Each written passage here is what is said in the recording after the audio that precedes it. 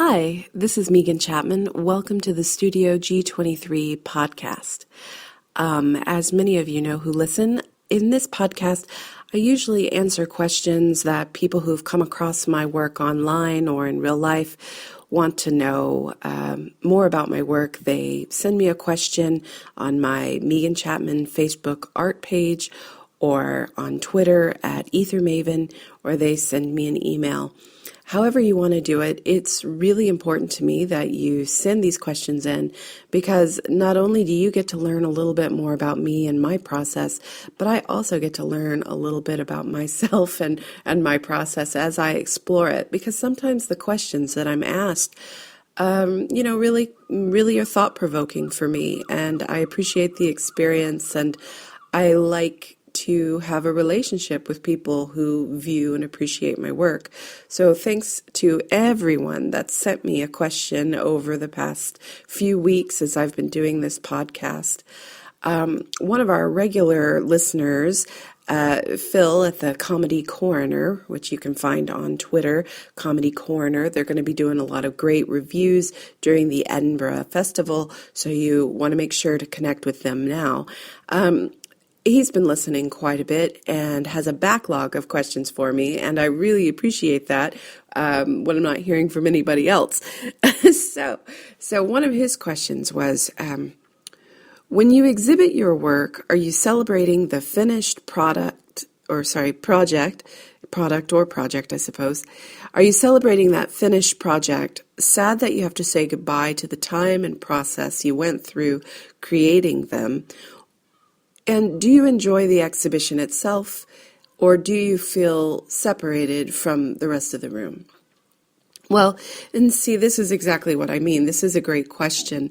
I've been having exhibitions, now for almost 20 years, and it's always an exciting and unique experience each time the work is all on the wall and fits perfectly into the space, and everything's labeled and tagged, and the work's looking its best.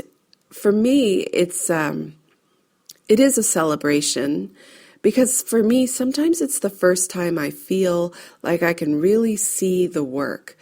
Often we're working in small spaces, or maybe not the best lit studios, if we're even fortunate enough to have a studio, and we're in very close quarters with the work.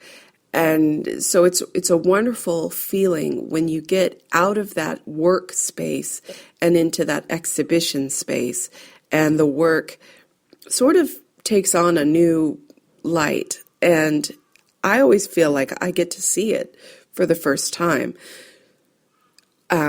just like the viewers. So for me, it's a celebration of a completion and seeing something through from start to finish. It's a celebration of the work I've put in and the time involved. And then it's really a celebration because I get to stand back, usually in a much better lit space, and I can get to stand back far enough from the pieces to really appreciate them and see them for the first time. And that's always a thrill. And it doesn't matter how many times I've had exhibitions, it's always a brand new and exciting feeling, and I love that part of it.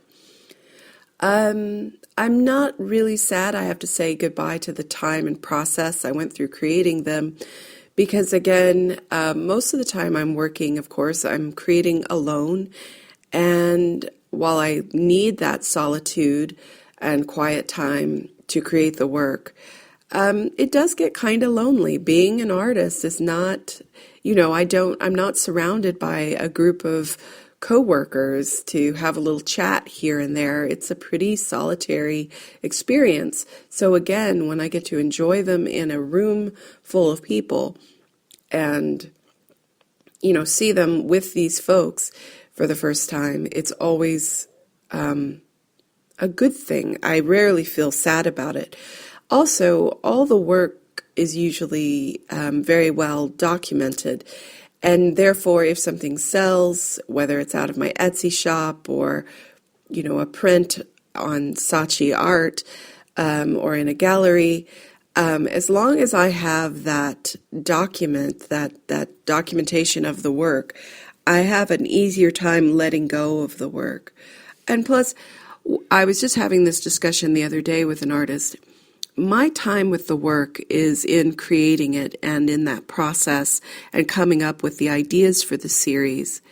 Once the work is complete, my time in that capacity is over, and it's time to let go, and it's time to let other people create their own associations with the work.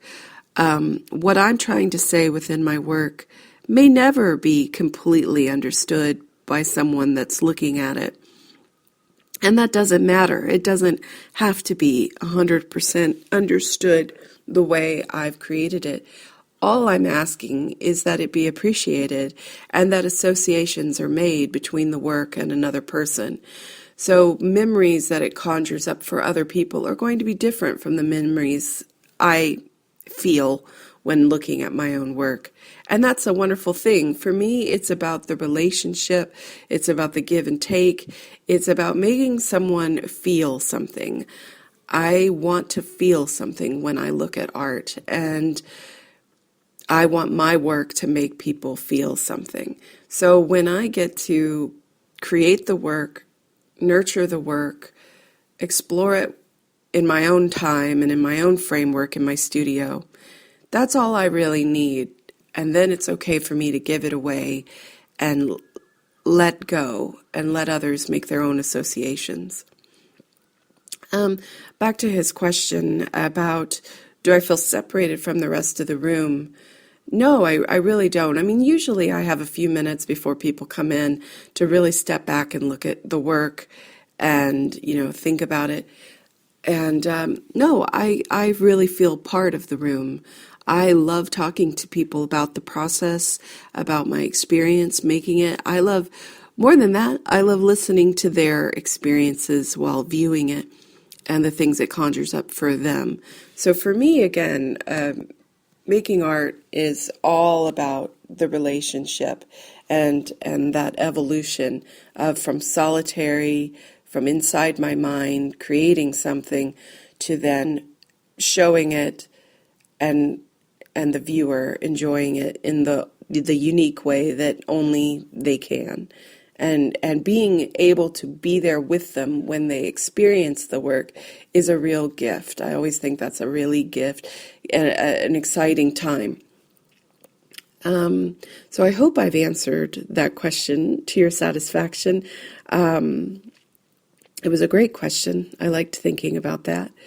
In other news in my studio, basically I've just created 10 small works on canvas, and I've just listed them in my Etsy shop. It felt really good to take a break from making those larger pieces, those 13 large pieces, take a break from those and work on these much smaller little canvases. And I really enjoyed that process. And I've been enjoying, peppering the internet with them. So you can see those works at my Etsy shop, which is Art Maven.